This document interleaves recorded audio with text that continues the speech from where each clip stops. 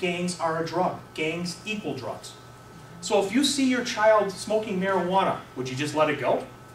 No, I venture to guess most of us would pull the child aside and say, we're going to have to talk about drugs. Well, take out the word drug and put in the word gang. You almost got the same exact conversation. We see a lot of these kids be the disconnect in the middle school, the late stages of elementary school. And the problem is by the time they hit 8th, 9th, 10th grade, we're starting to say, well, they're gang members, they're doing this and they're doing that. These are the kids we want to label as wannabes. They're not wannabes anymore. They're in. They were wannabes, what we think of the term wannabe, back when they were in 4th and 5th grade. That's when they were wannabes. They disconnected. They disconnected from their families, and they started in a different social circle. If you do not raise your children, somebody else will. They're going to get raised, and you're not going to like the results. I guarantee it. That's the bottom line. And these kids, by the time they're in 8th and 9th grade, that's when their real problems just start to manifest themselves. What do I mean by manifesting itself? Truancy. You're going to start to see delinquency. You're going to start to see when they show up for school, they just walk around the place. They're not participating. Their group of friends change. Again, am I saying anything different than if you were having a talk about drugs? What you're really going to start to see is when these kids start, they're going to start wearing the clothing. They're going to start wearing the mannerisms of the gang. They're going to start talking that gang lingo, wearing the clothing and everything else. These kids have already disconnected. And 9 times out of 10, by the time they're 9th and 10th grade and they really start to rise to our surface that we're starting to see them, it's almost too late. I don't want to say there's no way to save a child, but with gangs, there's no good gang deprogramming. I got a girl right now, and my goal in this job is if I can save one, I'll call myself successful. I've got a 15-year-old female right now out at the forest in the high school out there. She came to me by way of, she's out in the forest and a girl's looking for her. Wound up being a hit and run associated with it. This wound up being a rival gang, CPH, Counter Pride Association, was trying to beat her up. Why? She had thrown down the gang sign in a picture that she posted on MySpace.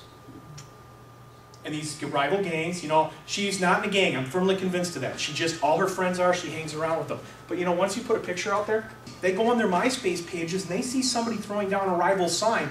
They're not going to ask whether they're in or not. It's just not the question. I see you in a picture throwing down a my gang sign, and in their silly little world, that is all about respect and disrespect. And that's what they live and they die for, literally, at this age. They live and die for this respect and disrespect of each other.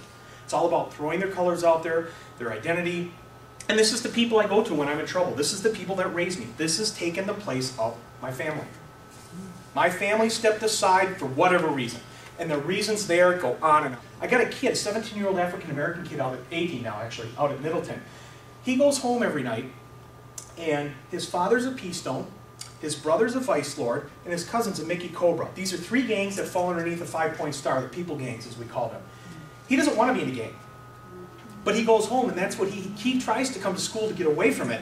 But when he goes home every night, every weekend, all through the summer, this is what he gets. Worse yet, everybody else knows his father, his brother, and his cousin are in these gangs. So the rival gangs, the gangster disciples, just assume so is he. And so he has to put up with that. They're always trying to pick a fight with him because they're trying to get him to admit, you're really in a gang, you're really part of this, come on, you know, and I'm throwing down and throwing all these signs. So this is what some of these kids, even when they try to break out. But the girl in the forest, back to her. You know, when I sat down and she explained the situation to me, and you know, I've heard all these stories and I thought this was just another one, so I listened to her, and she tells me how she got mixed up with this gang stuff. Parents don't know about it, parents aren't gang involved. Every friend she's got, every cousin, every relative is a C14, or a Serrano gang member of some sort. Serranos revolve around the number 13. Their mortal enemies are the number 14, but in this case, one of their gangs, C14, is a 13 gang. So, number 1, this girl was asked to go into the gang. Her decision, if she was going to join the gang, she had to have sex. She had to make up her mind whether she wanted to be a Serrano, the number 13, or C14, that gang. Whether she wanted to have sex with 13 guys or 14 guys. This is a girl 3 days short of her 15th birthday when I meet her. And that's the biggest decision going on in her life at this point in time. To have sex with 13 guys or 14 guys. You know, so she says, how do I get out of this? I'm not in it, but I want to break away. And I said, well, here we go. This is what you have to do. How many are parents? How many got a child, let's say in the 12 to 15-year range, or have raised a child that went, you know, you had a child that was in that range? Remember those ages, how screwed up we were, you know, and the turmoil and everything going on in our lives? Here's what I told her she had to do, literally. we got to find you a whole new set of friends. Could you take a 12, 13, 14, 15-year-old kid and said, guess what, every friend that you know, we're going to find you a different friend.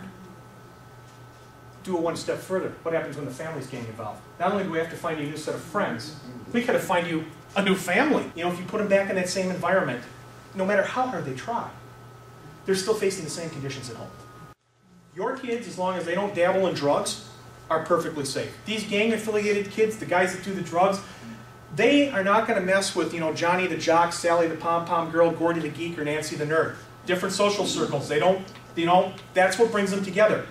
But if you do drugs, you've crossed into their realm, and all bets are off. Because you're playing now on their street, their turf, their territory. And you're liable to anything that goes along with their way of life.